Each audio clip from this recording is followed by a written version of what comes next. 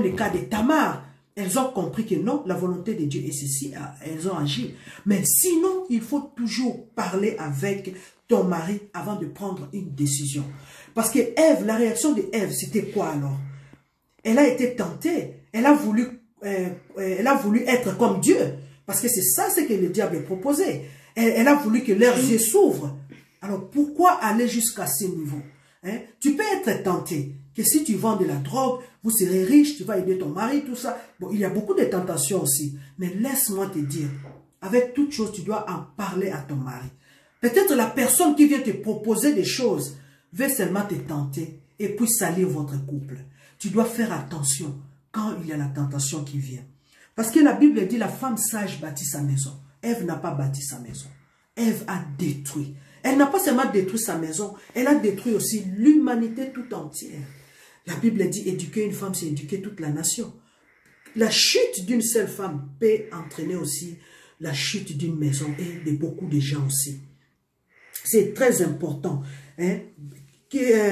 La femme sage bâtit sa maison, mais un homme sage, la Bible dit dans Proverbe 24, un homme sage est plein de puissance. Aujourd'hui, nous voyons que cette puissance-là, dans beaucoup des hommes, n'est plus. Nous devons faire attention. Prends ta place, reprends ta place, homme, reprends ta place, femme, afin que tout puisse bien marcher. Manque de dialogue peut aussi entraîner des blessures intérieures.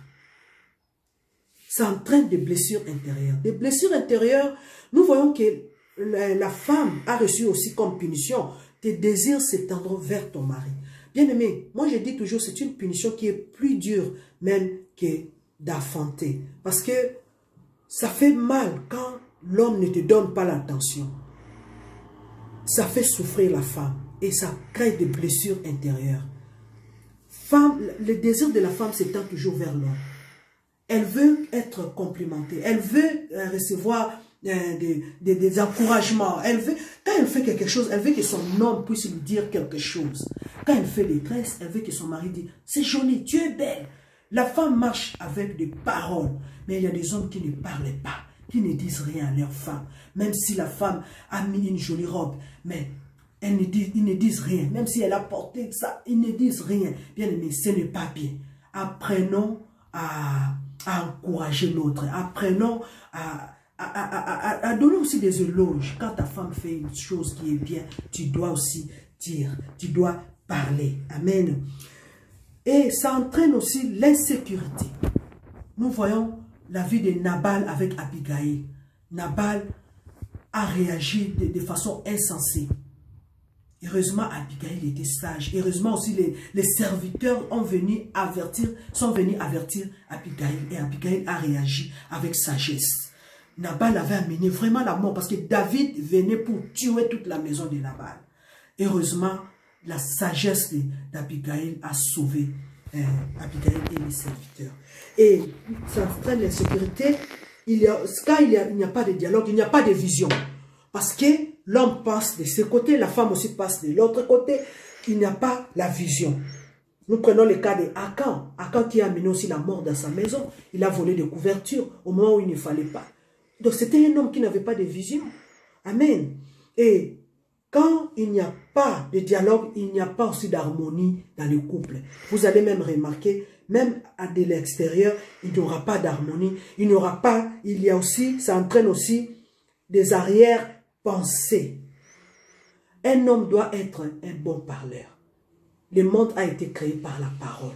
Ce n'est pas seulement au début, quand tu viens aimer, tu viens draguer la femme, que tu as de bonnes paroles.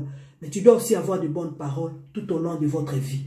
Comme Adam, malgré la chute, malgré les problèmes que la femme a causés, mais il a encore donné le nom d'Ève et le nom d'Ève à sa femme. Donc il faut avoir de bonnes paroles. Il faut parler à sa femme. Je sais que c'est un don, c'est un talent vraiment que Dieu a mis en vous en tant qu'homme. Il faut parler, il faut dire à ta femme, tu es belle, tu es jolie, tu es bien habillée, oh tu sens bon. Oh mais il faut parler, bien-aimé. Si tu ne parles pas, ça rend nous les femmes malades. Il faut parler. Amen.